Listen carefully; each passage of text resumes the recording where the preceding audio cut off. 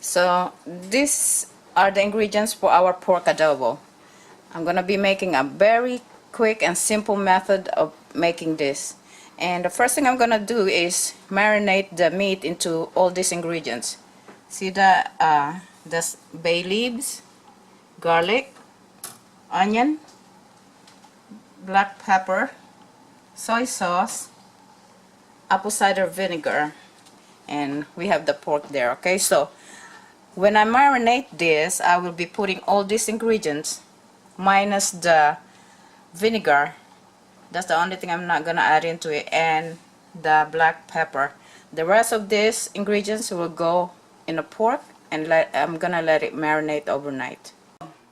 Here's our marinated pork. As you remember, this got some bay leaves, onion, chopped garlic, and soy sauce, and we marinated it on all those ingredients. Now the remaining ingredients we have that we are going to add would be apple cider vinegar. I have about a quarter cup of apple cider vinegar here. Depending on the acidity, the sour flavor you want on this adobo, you could add more or put less vinegar.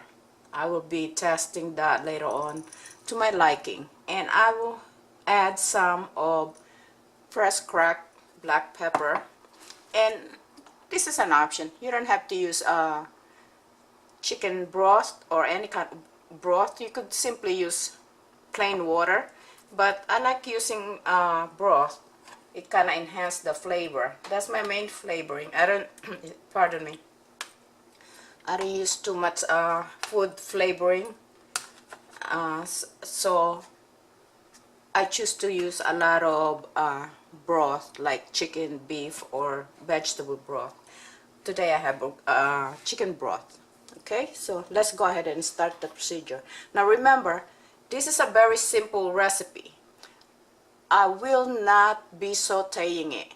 I will put this marinated meat directly into the pot, let it brown, and then add the rest of the ingredients.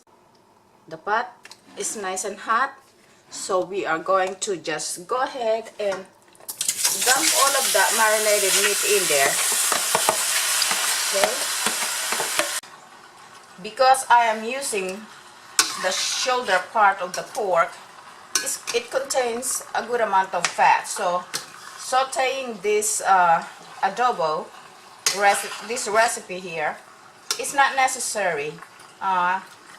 The meat will render its own fat, and the result will be just as good, if not better, because you minimize the fat in the recipe, and it will be just as delicious. Okay, so we are just going to brown each pieces, kind of seal all the flavor and the juices in before we add the rest of the ingredients. And that would be only the broth and the vinegar. It's boiling, and we are going to add just enough liquid to boil it until the meat is tender. Now we are going to add the vinegar. Now, once you add the vinegar, you just let it be. No more mixing is needed, no more stirring.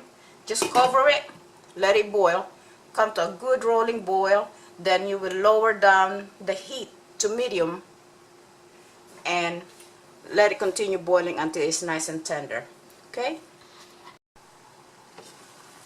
Okay, as you can see, it's on a rolling boil. This point will give you a little bit of a stir, kind of spread out all of that ingredients, all that seasoning.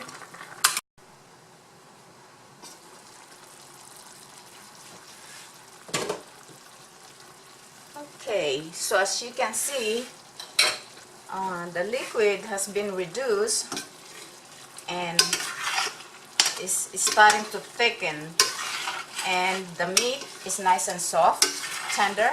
So we are going to test this now for seasoning. Remember that when we marinated this, we added soy sauce. So let me just go ahead and taste this for seasoning. Delicious. I got about a quarter cup of soy sauce in here.